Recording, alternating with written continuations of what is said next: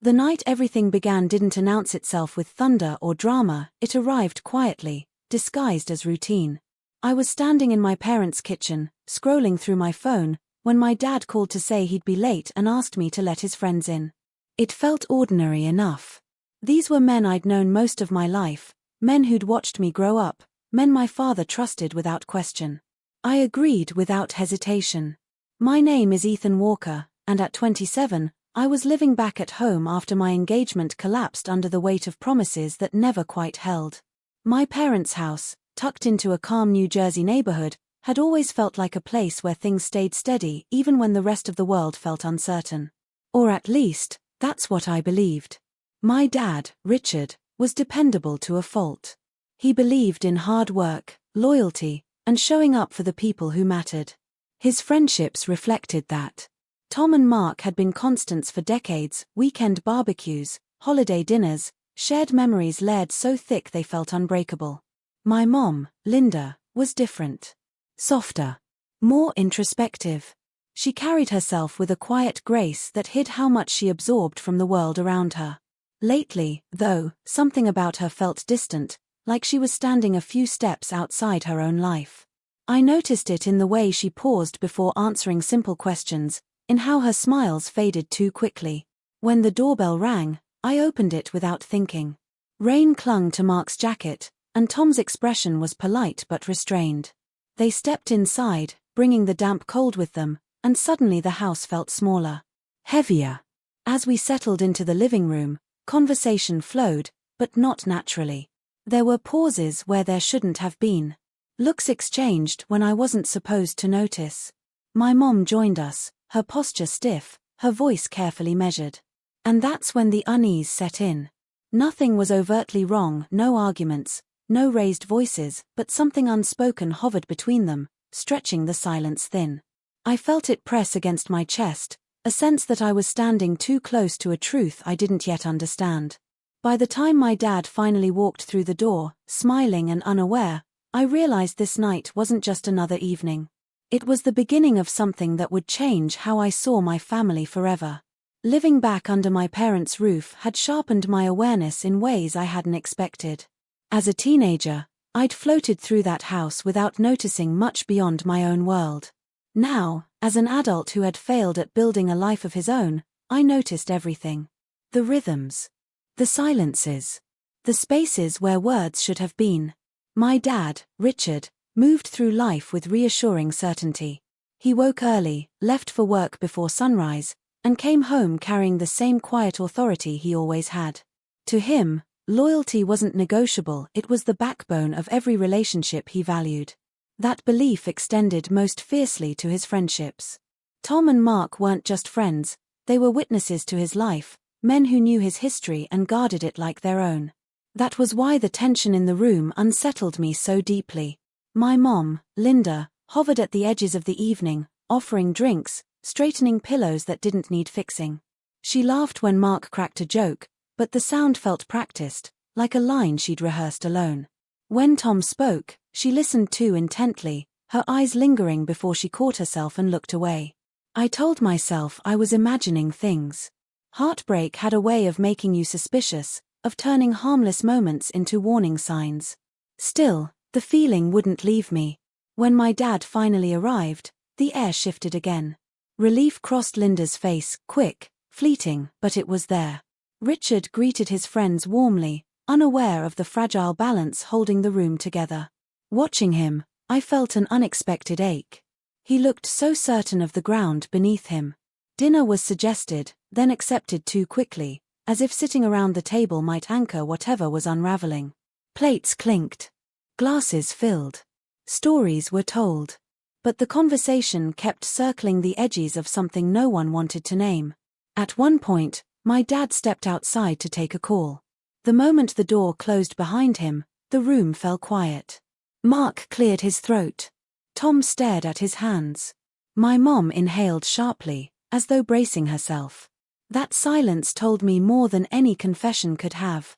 I realized then that I wasn't just an observer in this moment, I was part of it. Whatever secret sat between them had weight, and it was pressing outward, testing the limits of how long it could stay hidden.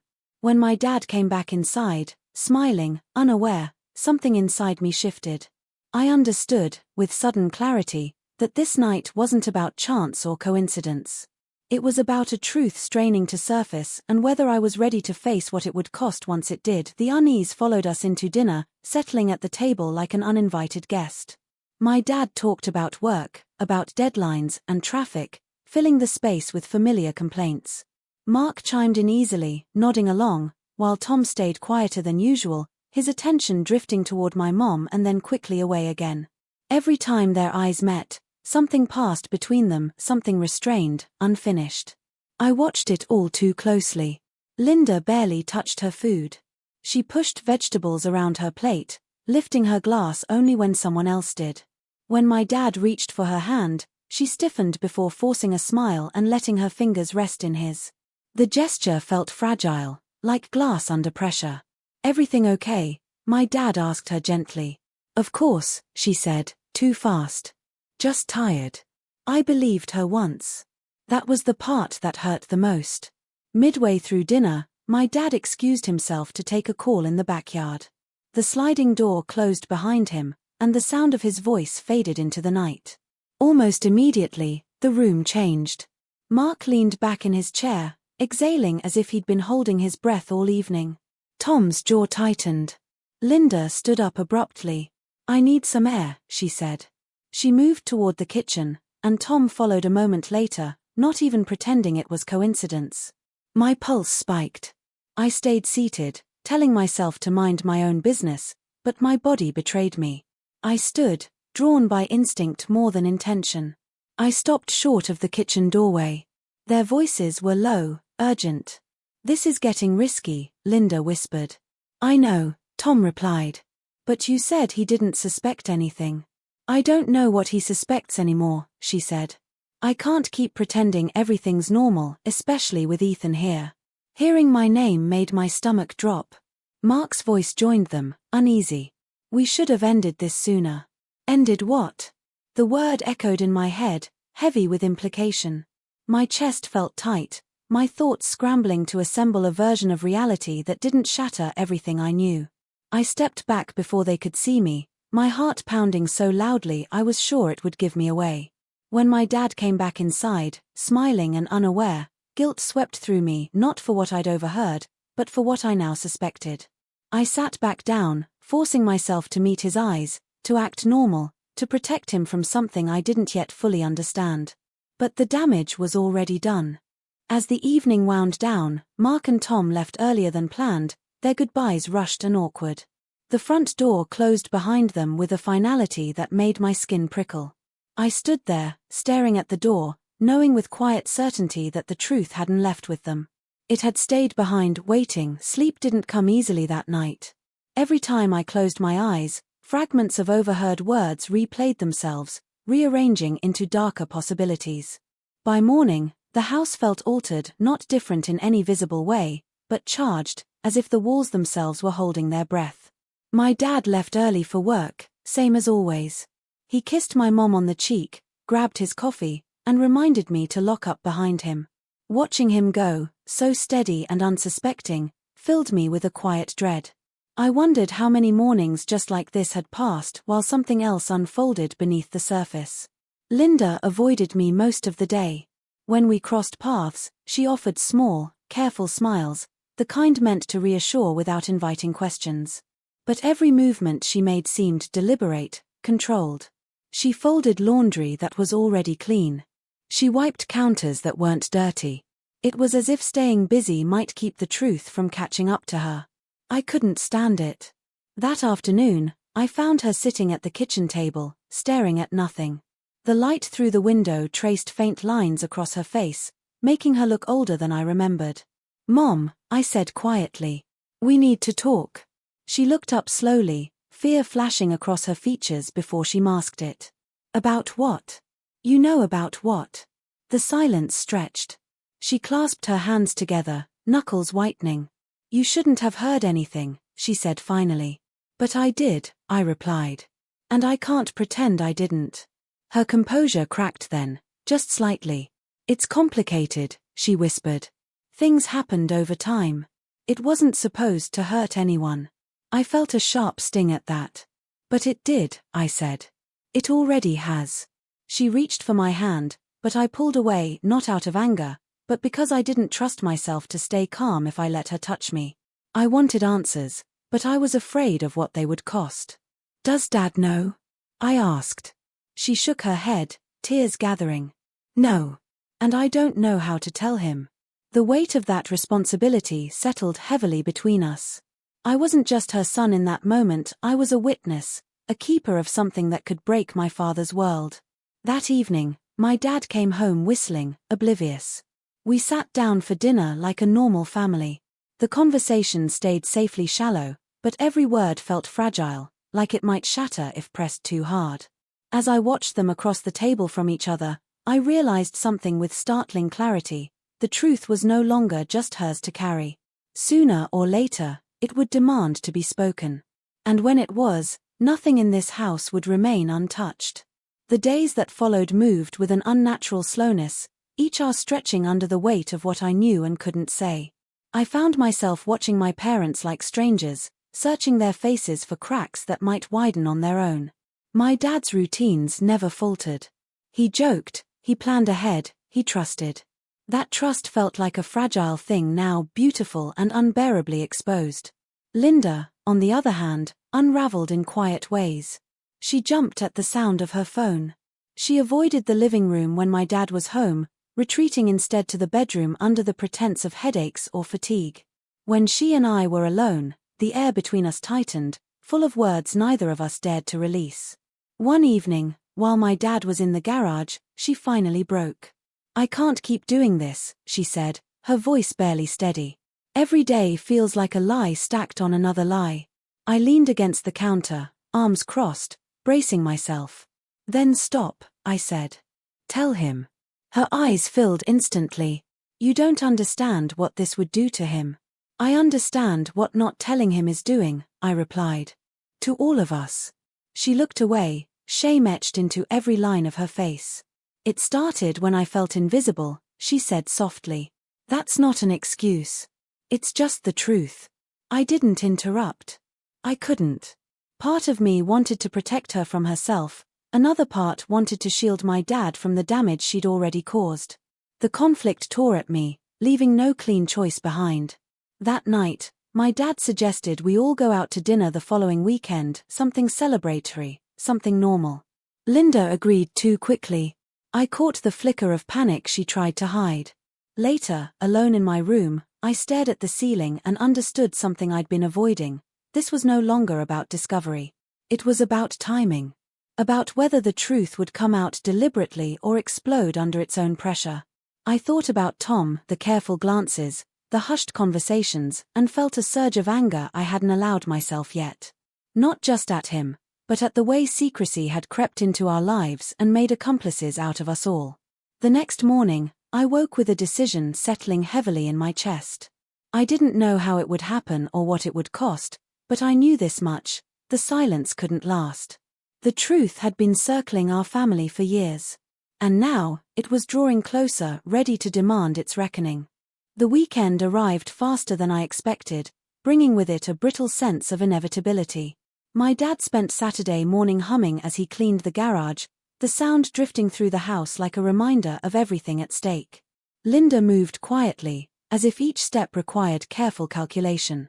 She barely spoke to me, and when she did, her eyes carried a silent plea I refused to acknowledge. That afternoon, a familiar car pulled into the driveway. Tom. My stomach dropped. My dad waved from the porch, genuinely surprised. Didn't expect you today, he called out, smiling. Tom smiled back, but it didn't reach his eyes. Thought I'd stop by before dinner plans, he said. Been a while.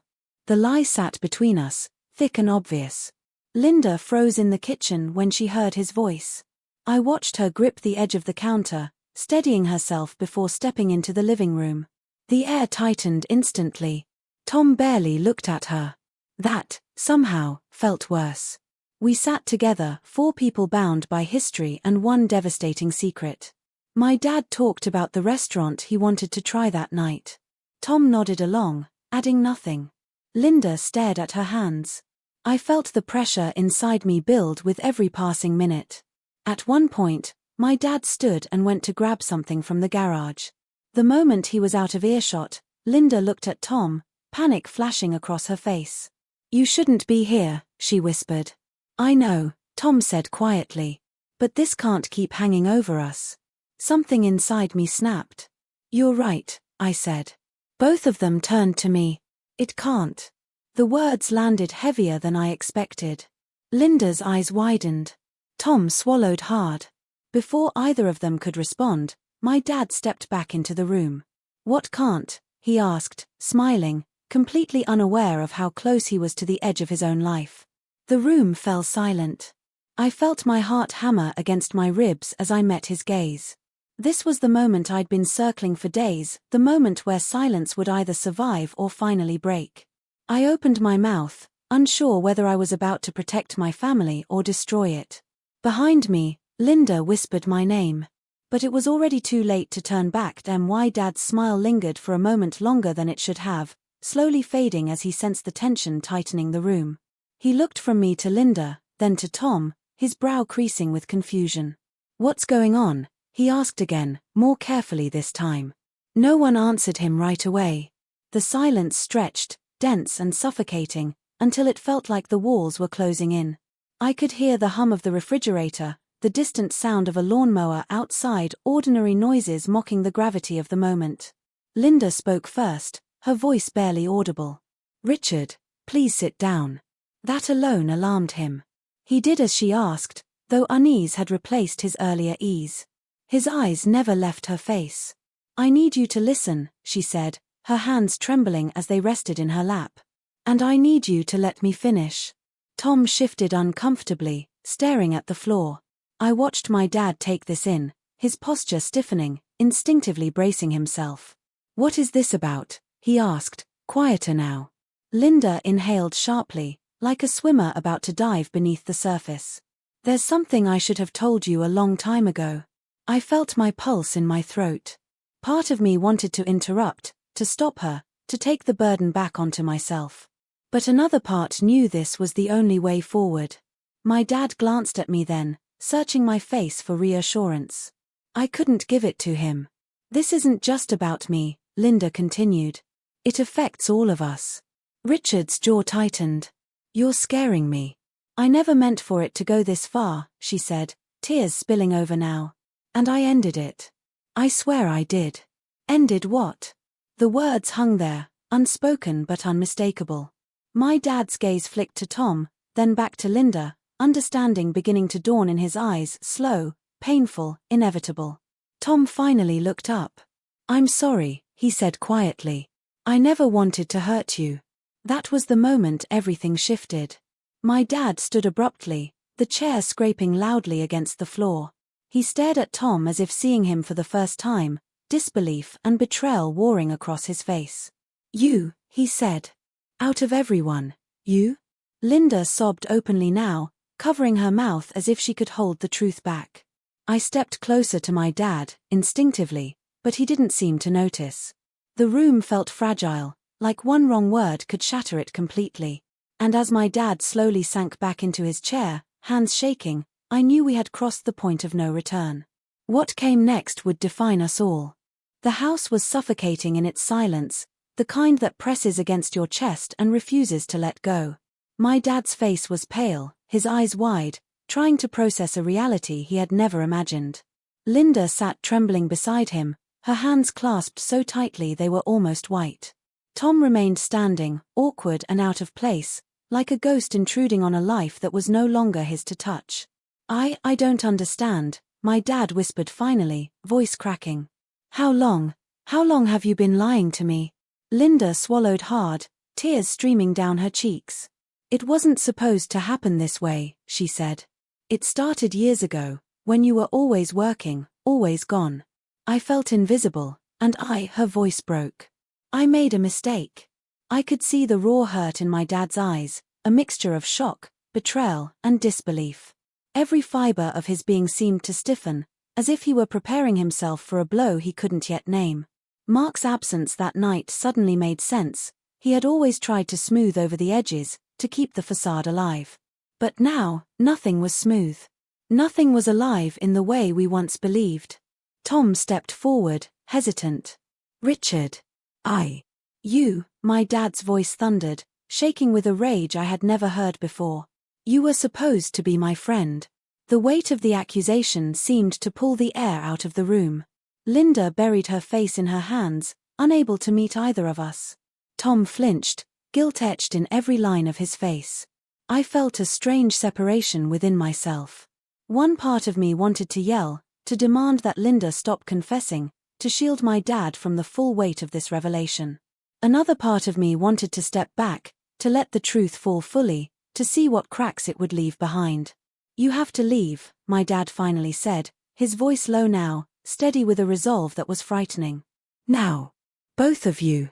Tom's eyes filled with regret, and for a moment, I thought he might try to explain. But he simply nodded, backing toward the door, every step heavy with acknowledgement of the damage he had caused. Linda whispered something under her breath, but my dad didn't respond. The front door closed, leaving an almost unbearable quiet in its wake. I looked at my parents then, really looked, and saw the distance that had always been there but was now fully exposed. The room felt different, irreparably altered. My dad's jaw was tight, his hands clenching the arms of his chair. My mom sat still, trembling but no longer trying to hide it. And in that silence, I realized something I hadn't before: the truth doesn't just arrive. It demands its place, and when it does, it reshapes everything. We were no longer the family I had remembered. Not yet broken completely, but forever changed. And I knew, deep down, the coming days would test all of us in ways we hadn't imagined.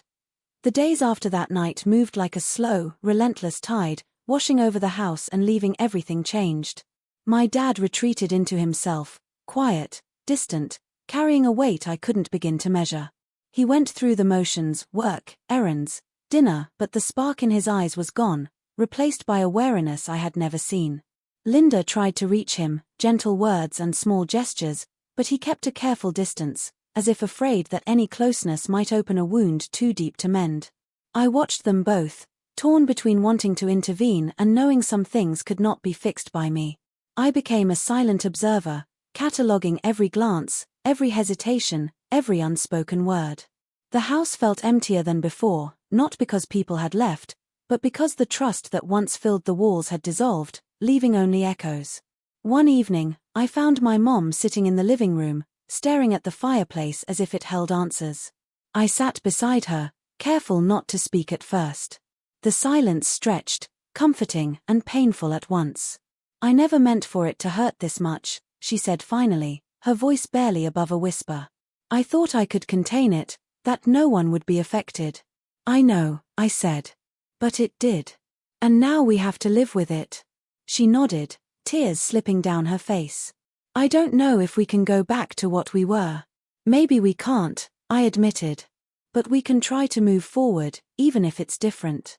The next few weeks were slow, deliberate. Conversations that once felt effortless now required careful navigation.